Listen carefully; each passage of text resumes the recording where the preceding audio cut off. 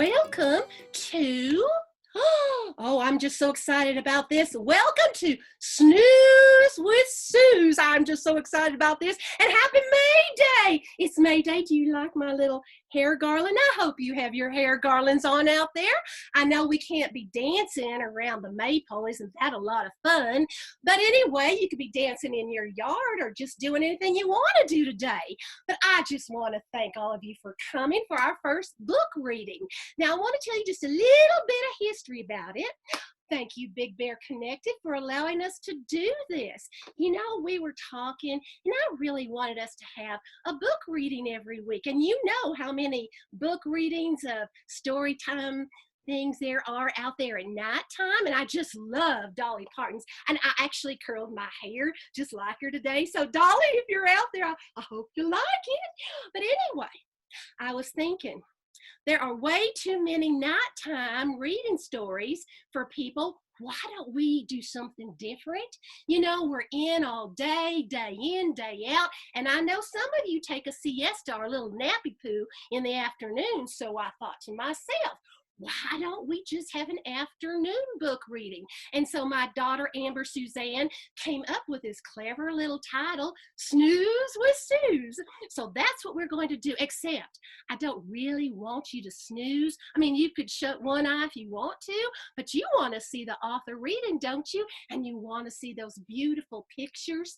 Now, kids, we call those illustrations. So I just want you to learn that new word today. All righty, so I think that we're ready to go, and we're going to meet Miss Beth Ann Wheat, and she has written the most exciting story about the legend of Liam Leprechaun. And guess what I did? I gathered up all of my shamrocks. There's even purple ones. Oh, do you see them back there? Lost my hat here. Anyway, in honor of that, I bet there just might be a leprechaun or a fairy in there somewhere. So, Beth, Miss Wheat, I have a question before we get started. Just a couple of questions. First of all, where did you go in your mind to create this beautiful, beautiful story? And who drew all those pictures for you? Tell us, Beth. I will, Sooz. Thank you so much. It's so fun to be here for our very first Snooze with Sooz event. So thank you for inviting me. The inspiration for this story, The Legend of Liam the Leprechaun, came from my oldest son's kindergarten teacher. I was volunteering in his class and would read a lot of books to the students. And around St. Patrick's Day, I tried to find a book about leprechauns in the library. This was a long time ago when people used to go to the library to get books and not online. And I couldn't find anything. So Mrs. Eubenlot said, why don't you write one? And so I said, well, that's really a good thought. So I went to bed that night. I went to sleep thinking, wow, what would be a good story about a leprechaun? I just don't know. And the next day I just sat down and wrote it. So she was very much the inspiration, as were the kindergarten students that I was able to share it with. And then when my other son went to the co-op preschool, the teacher of that school, Mrs. Stallcup, invited me to share this book with the students there as a storytelling. So I used to dress up like a leprechaun and go into the classrooms, and actually they thought I really was a leprechaun, so maybe I shouldn't be saying that I dressed up, but I would go in and tell the story. And I did that in a lot of the elementary schools in Big Bear too. So the book and the story has a rich Big Bear history and origin. So thanks for asking about that. And our illustrator is a very talented man who lives up in Oregon named Jason Hegland.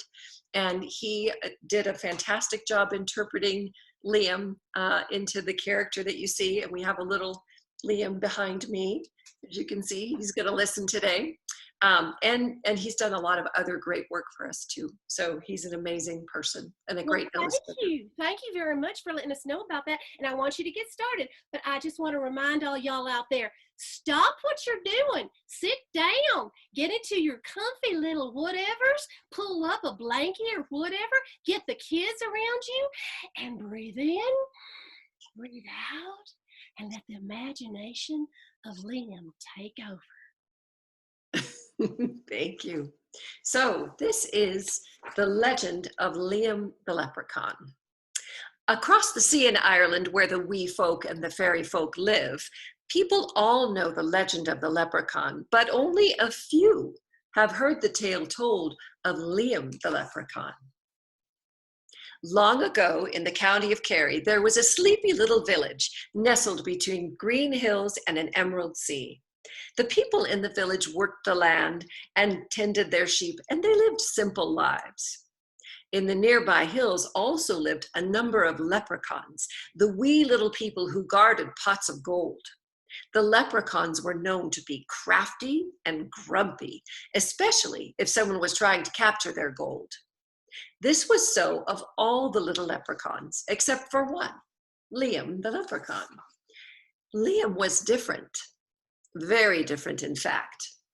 Liam cared nothing for his gold and had never known a grumpy day in all his life. Liam simply loved the beauty of the countryside in which he lived. Instead of thinking of ways to fool people and guard his gold, he would spend hours strolling through a clover field, admiring the flowers there. Often he would climb down to sit beside the clear little brook. He loved to watch how sunlight and water danced together as they hopped over the smooth stones. And sometimes he would jump on the back of a red fox or an Irish hare and ask him to carry him back to the hills in exchange for a scratch between the ears. The only time Liam ever thought of his pot of gold was when a sun-dappled, somewhat misty day would cause him to think of rainbows. Then Liam would bring out his pot of gold and set it out in the middle of the country road and sit back to watch the rainbow spring forth, as it always does when a leprechaun's pot of gold is exposed. Liam loved this miracle best of all and would gaze happily at the soft colors that would streak the sky. The rainbows brought Liam much joy, but they also brought the attention of the villagers nearby. Without fail, the people of the little village would spot Liam's rainbow and would race to catch him and seize his pot of gold. And Liam didn't mind, as he much preferred rainbows to gold.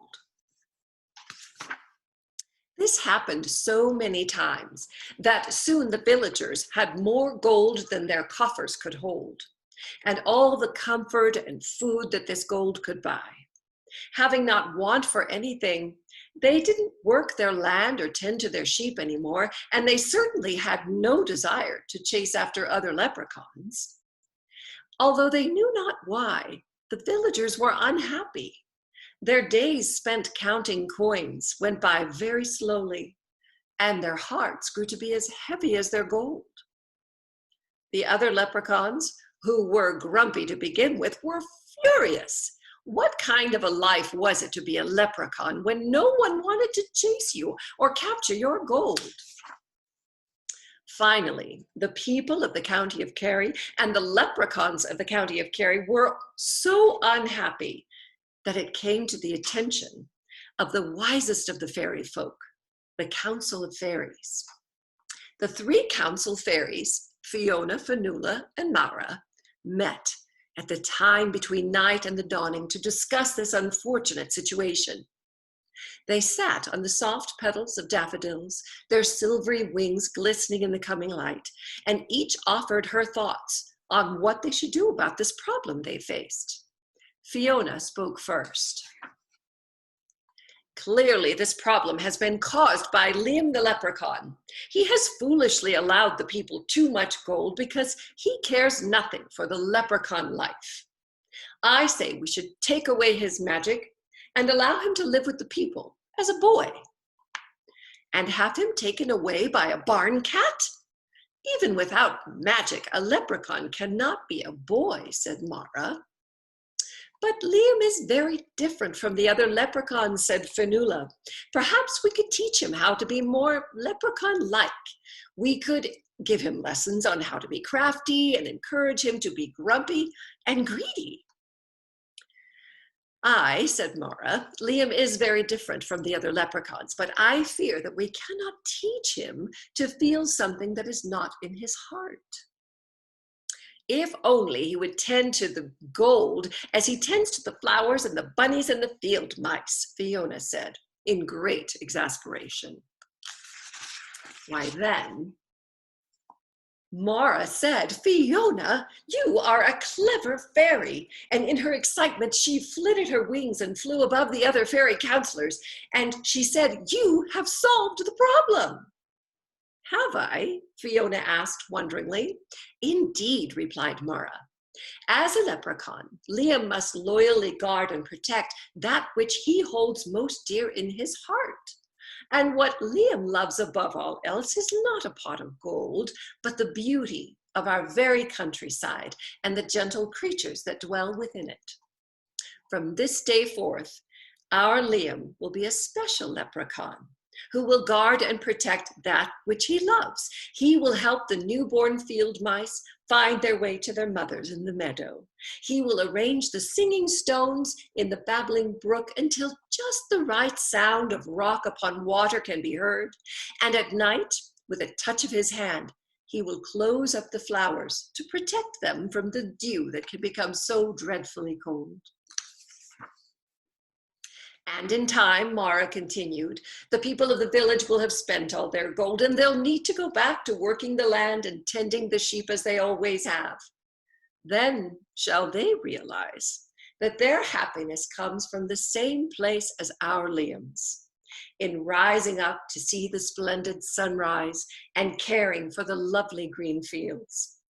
When they have forgotten the hollow promise of gold, they may even set about to chasing after a leprechaun now and then. And the wise words of the fairy Mora did indeed come true. The day came when the people of the village were content to lead their simple lives and appreciate the beauty that surrounded them. Once in a while, they couldn't resist and would chase after a leprechaun or two. But the other leprechauns were so good at protecting their gold that they were never caught.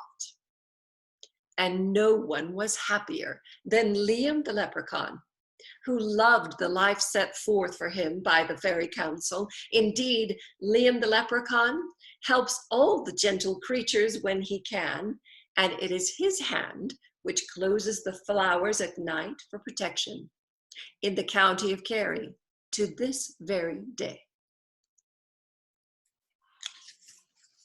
And that's the end of our tale. Oh, that was so good. What did you say? What? You think Liam might be here in Big Bear Valley?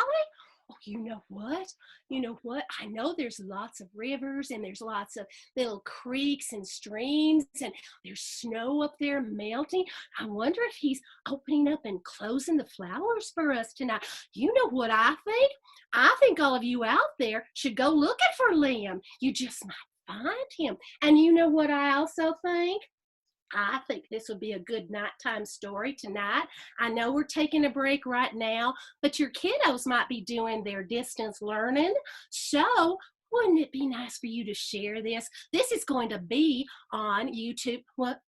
Oh, it's going to be on YouTube and also Facebook. So don't forget Facebook, and you can look under Big Bear Connected, and you're going to find it there. And then you can play it over and over again. Oh, I can just hardly wait to read this to my 16-and-a-half-year-old golden retriever, Ginger. She's going to love it. So Miss Beth Wheat, thank you so much.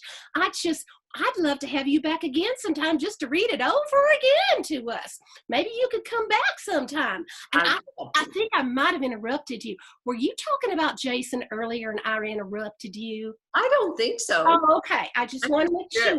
But thank you for your nice manners. You're welcome. I really try to do that. So, ladies and gentlemen, and happy May Day again. This is our first book reading, and this is what I want to do.